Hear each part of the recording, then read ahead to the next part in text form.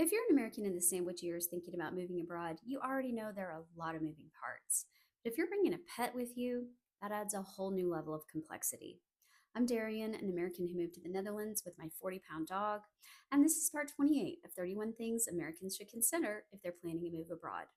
Today's topic, of course, is moving abroad with pets. So, unless you're moving somewhere you can drive, like Canada or Mexico, your pet is probably going to have to fly. And flying internationally with a pet is no joke. For our move, getting our dog from Colorado to the Netherlands was one of the most complicated and stressful parts of the entire process. Every country has its own rules for pet importation, and in our case, that meant finding a USDA accredited vet to do a final health check, getting paperwork signed and overnighted to the USDA and back, and coordinating all of that in a tight window right before our flight. And while there are pet relocation services and some dedicated pet flights, they are extremely expensive. For most people, the only option is flying with their pet in the cabin, or if your pet's small enough, but if it's too big, it has to go in cargo, which is stressful.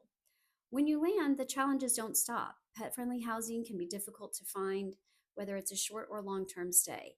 We paid an exorbitant amount for an Airbnb that allowed dogs while we looked for a longer term rental. Then, when we found that longer term rental, we had to pay a huge deposit, so big it wouldn't be legal under current Dutch laws. Plus, because we had a medium sized dog, we needed a place with a garden, which narrowed our options and increased our costs even more.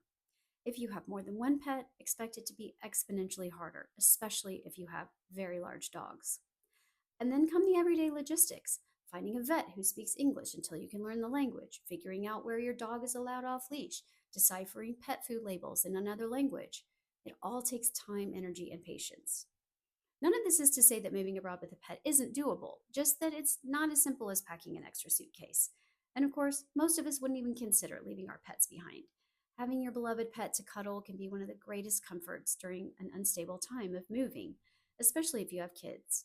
But bringing a pet adds another layer to an already complex process, especially for those of us navigating careers, families, and midlife transitions. So, if you're bringing a furry friend on your journey, plan ahead, budget for the unexpected, and give yourself some extra grace. I hope to see you tomorrow for part 29.